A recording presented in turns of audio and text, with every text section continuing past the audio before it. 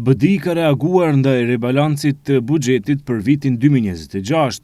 Nga atje thonë se pas përfundimit të debatit, është e qartë se kjo qeveri edhe njëherë dëshmoj se kur bëhet fjalë për interesat e shqiptarëve, zgjedh të injorojë ato.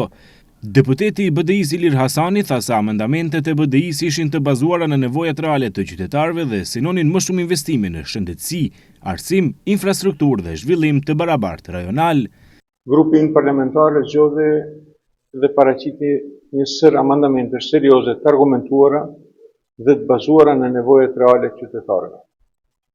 Këto amendamente nuk ishin vetëm karakter partijak, ishin për qëllim të siguronin më shumë investime për komunat shqiptare, por jo vetëm.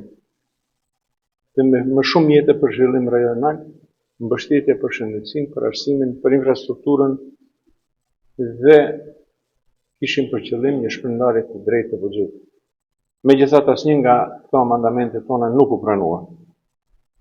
Ky model është i njoftun i përsëritur i sjelljes së kësaj qeverie, e cila refuzon vazhdimisht çdo propozim që synon të përmirësojë kushtet e jetesës në komunat të cilat janë me shumicë shqiptare. Ai shtoi se refuzimi i amendamenteve nuk përbën vetëm refuzim të opozitës, por edhe të kërkesave të qytetarëve shqiptar për investime dhe trajtim të barabartë. Refuzimi i gjithë amendamenteve tona nuk është refuzim vetëm i opozitës.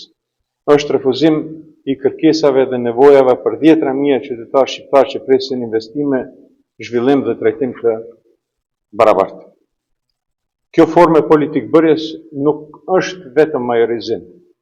Kjo nuk është vetëm formë jo demokratike, po kjo është një formë e imponimit dhe i hap rrugë një sistemi totalitar, autoritar, që është absolut në kundërshtim me tendencat eurointegruese.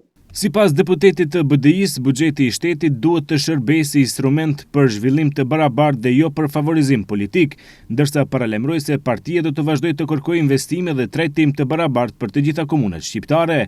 Nga atje theksojnë se buxheti i shtetit nuk mund të jetë instrument i favorizimit politik, ai duhet të jetë instrument i zhvillimit të drejtë për të gjithë qytetarët.